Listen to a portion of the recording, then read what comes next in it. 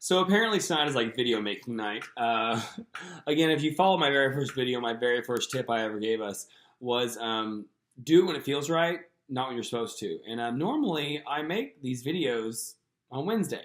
I have a lot to do this Wednesday, so I'm feeling led now to do it. So here we are. Next, we are going to discuss words and their power. This week, I am trying really hard. Again, there's one of them. Try. Try is one of those words that we just no. I am doing my best this week to remember the power of words.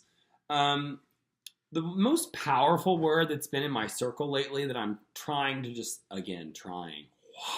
that I'm doing my best to is can't.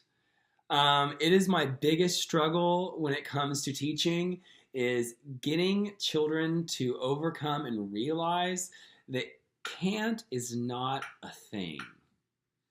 You know, there are specific instances where the word can't can be used, right?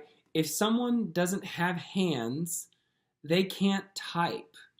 Now, due to modern technology and its huge leap that it's experienced over the last, 50 years, we're getting to the point where we can create prosthetics that do those things. There are people that don't have legs that now do marathons because they have legs installed. So, there's that. But when it comes to the average person that has all their body parts and is fully capable, the biggest thing to overcome is the disbelief we have that we can't do it because someone else did. Like, oh, well, she's really flexible and I just can't get like that. No.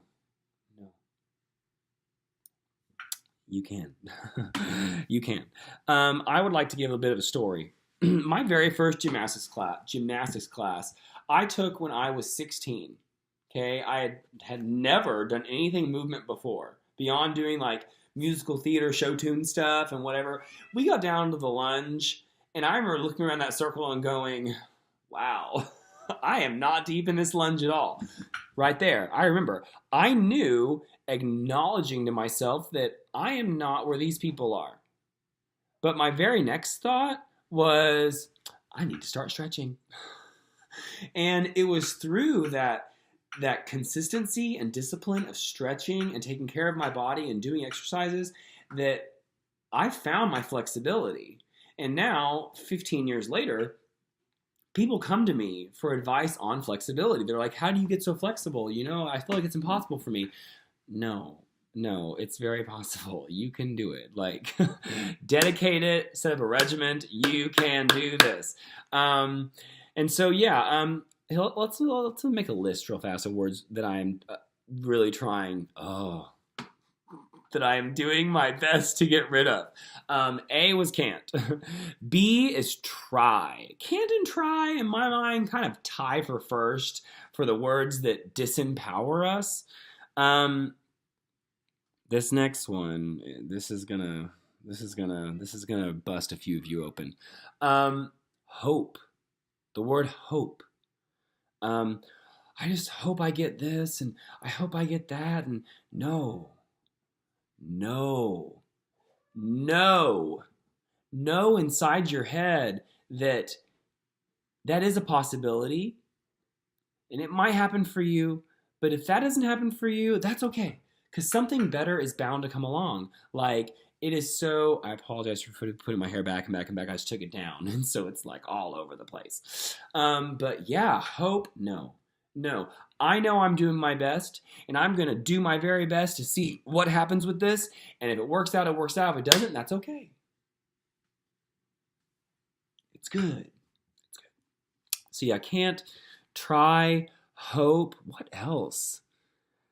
Let's just leave it at that. Let's do can't, try, and hope. Just do your best to not use the word try, can't, or hope for an entire week. Like, that's where I am right now. And honestly, like, let me tell you what's going to happen. I catch myself using those words out loud. And so if it's happening out loud, imagine how often it's happening in loud. It's happening a lot. And cutting those words out of my vocabulary, because I've been doing it pretty extensively since the new year came, has changed my life. Like, all of a sudden, it's beyond the fact that I'm not using those words. It's changed how I look at myself and how I give myself power, because ultimately it's our power that is either coming out and manifesting abundance and success, or it's our disempowerment that keeps us down. And let me just encourage you, examine your vocabulary. How do you talk to people? How do you talk to yourself? Because ultimately, if you talk to someone else like that, like when people talk trash and they talk, hate and stuff on you, it's only because they talk to themselves. Like I said this in a previous video, I genuinely believe that doing people are doing their best, and sometimes it's just because that's how they talk to themselves. It's like the case of the bully.